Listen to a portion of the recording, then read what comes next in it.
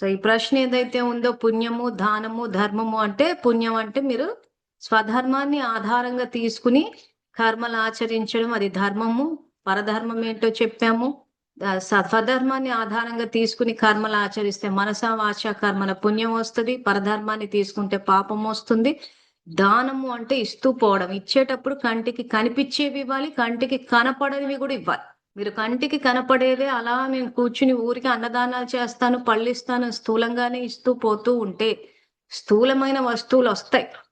కానీ మీరు ఆహారం పెట్టడం ద్వారా అవతల వాళ్ళు సంతోషంగా ఫీల్ అవుతారు, సంతృప్తిగా ఫీల్ అయినా అది కూడా మీ ఖాతాలోకి వస్తుంది, రాకుండా ఉండదు. కానీ ఇప్పుడున్న పరిస్థితుల్లో కంటికి కనపడనివి కూడా ఇస్తూ పోవాలి. లేకపోతే మీరు స్థూలమైన వాటి మీదనే ఫోకస్ పెడుతూ పోతే అవి వస్తాయి, కానీ శాంతి లేకపోవడము. ప్లస్ ఇచ్చేటప్పుడు మంచివి ఇవ్వాలి అందరికి. కొంతమంది ఏం చేస్తారంటే ఇంట్లో సపోజ్ పళ్ళు ఉన్నాయి అనుకోండి, ఇంకా అవి కుళ్ళిపోతుంటే పాడైపోతుంటే అప్పుడు ఇస్తూ ఉంటారు, ఎందుకంటే వీళ్ళు వద్దనుకున్న వాళ్ళకి ఇస్తారు. కానీ ఒకరికి ఇచ్చేటప్పుడు మంచివి ఇవ్వాలి. అంటే మనం అవి ఇవ్వడం వల్ల వాళ్ళకి ఆరోగ్యం రావాలి. అప్పుడు ఆరోగ్యం మన ఖాతాలకు మల్టిప్లై అయ్యి మరీ వస్తుంది. మనం ఇచ్చేటప్పుడే అన్ని పుచ్చిపోయినాయి, పాడైపోయినాయి, కుళ్ళిపోయినాయి, మనకు వద్దనుకున్నాయి అవి ఇవ్వడం కాదు. భగవంతుడి విషయానికి కూడా అంతే. ఆ రోజు నోట్లు రద్దయిపోగానే ఇంకా అవి పనికిరావు కాబట్టి వెళ్ళి వేసేసారు.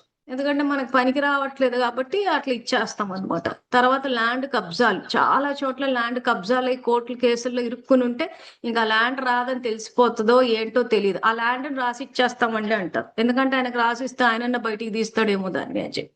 ఎక్కడ ఉంది నిజాయితీ? అంటే భగవంతుని ఒక మానవ మాతృడి స్థాయికి దించిపోయారంటే మన పనులకు వాడుకోవడం అంటారు ఇది.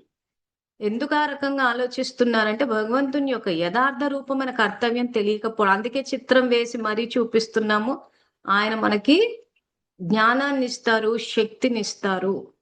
సో దాన్ని ధారణ చేసి దాన్ని సేవలోకి తీసుకురావాలి.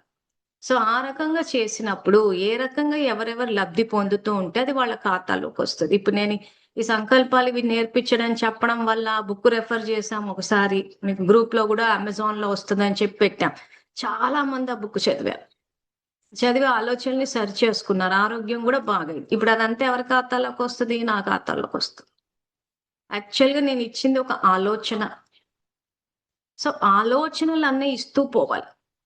ఆలోచనలన్నీ ఇస్తూ పోతూ ఉంటే ఏమైందంటే ఎంతో మంది జీవితాలు మారుతుంటాయి. ఎందుకంటే చాలా మందికి కొన్ని విషయాలు తెలీదు. సో మనం గైడెన్స్ ఇస్తూ ఉన్నాం. సో మనం ఇచ్చే ఆలోచన వల్ల ఎవరెవరు ఎన్ని రకాలుగా లబ్ధి పొందుతూ ఉంటారో అది మనకొచ్చి మన ఖాతాలో పడుతుంది.